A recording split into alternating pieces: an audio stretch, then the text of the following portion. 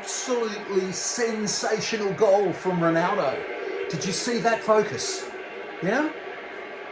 So, let's make him a bit quiet for just a moment and let's look over here. This session is on focus, and I can't tell you how many times people say, Jeff, I'm focused. And their version of focus is, kinda, maybe, yeah? Not, I'm extremely focused.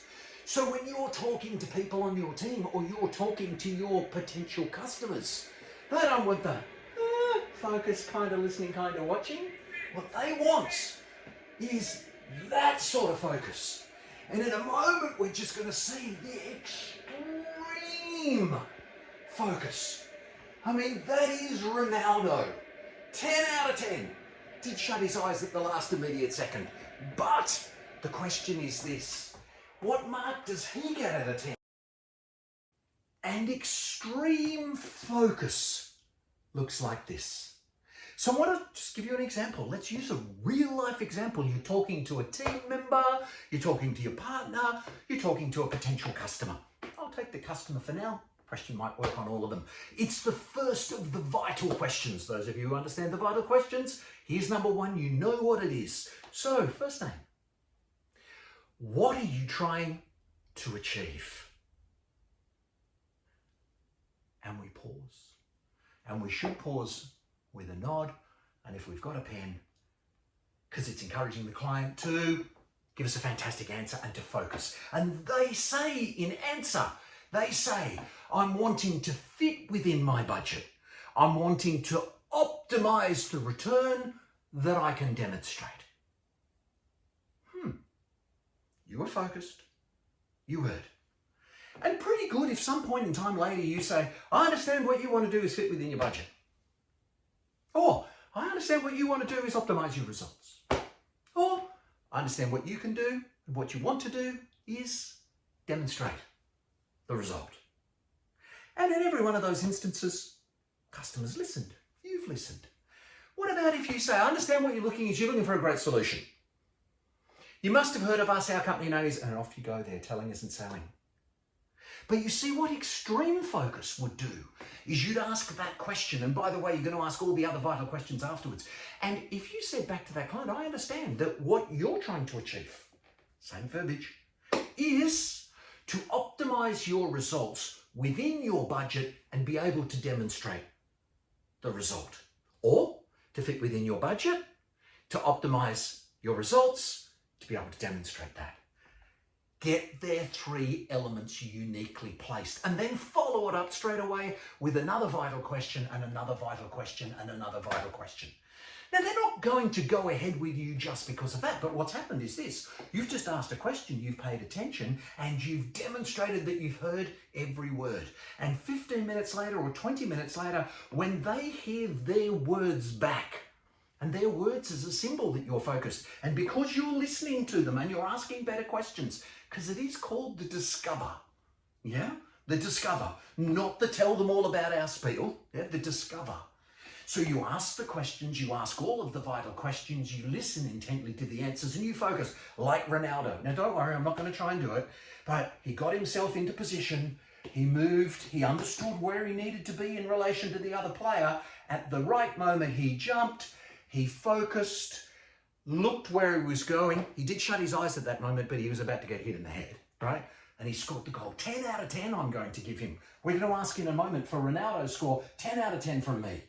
For your score on myself and for your score on yourself. You see, this session is about focus, and I'm trying to just show you that extreme focus, understanding specifically what someone's saying to you, listening to it, and being able to go back to them with it. It means also that you can go into your business, and when you sit down and you nut out and you customize the next presentation and information, what you're able to do is you are able at that moment in time to focus on that client. You will find out their situation. You will find out their pain. You will remember how they told it to you. You will relate to them acutely. They have engaged with you and you have engaged with them. And your 87% body language is saying, I'm interested, I care, I understand, and you do. And it forces you or creates this magic that when you're sitting inside your business, preparing and working for them on what it is that is a great, unique solution for them as an ideal customer match, yeah? Then you are working through a customer engagement journey and they feel it. And you know what? You won't need to book the next appointment. You will if they haven't done it. But you know what they'll be doing? Hey, Jeff, when are we catching up next? And by the way, would it be okay if my ultimate decision maker joined that meeting? And in actual fact, one little thing, if I'm giving you a piece of advice, if the ultimate decision maker, yeah, joins that meeting, you can't summarize this person's, I understand what you're trying to achieve. What you need to do is go back and redo that discover and re-ask them, no surprises, they're the vital questions.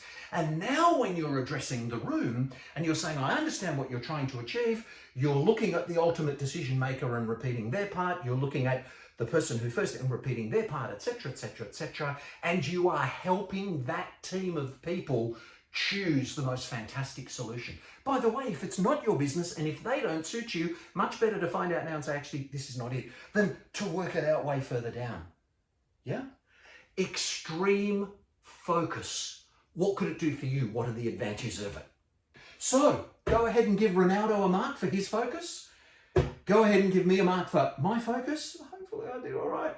And much more importantly, give yourself a mark. Because it was Tom Peters who talked about the 4 stages of learning. And I hope you know that 4 stages of learning. I'll flash it up there in a moment for you so that you can have it. Happy to send a PDF to you. Should you wish it, just let me know. DM or comment below here. And what it is this. Way too many people, and in every business that I've ever worked with, yeah, every business, there are a whole lot of people at stage 1 of Tom Peters. If you don't know what that is, first stage of competency, that's not very scary.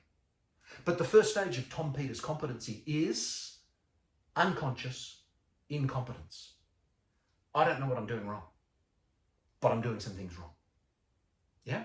And we've got to get out of that and transfer through.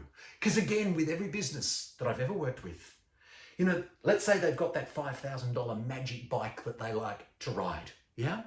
Well, there are 32 to 64 of the same tiny ingredient on that bike.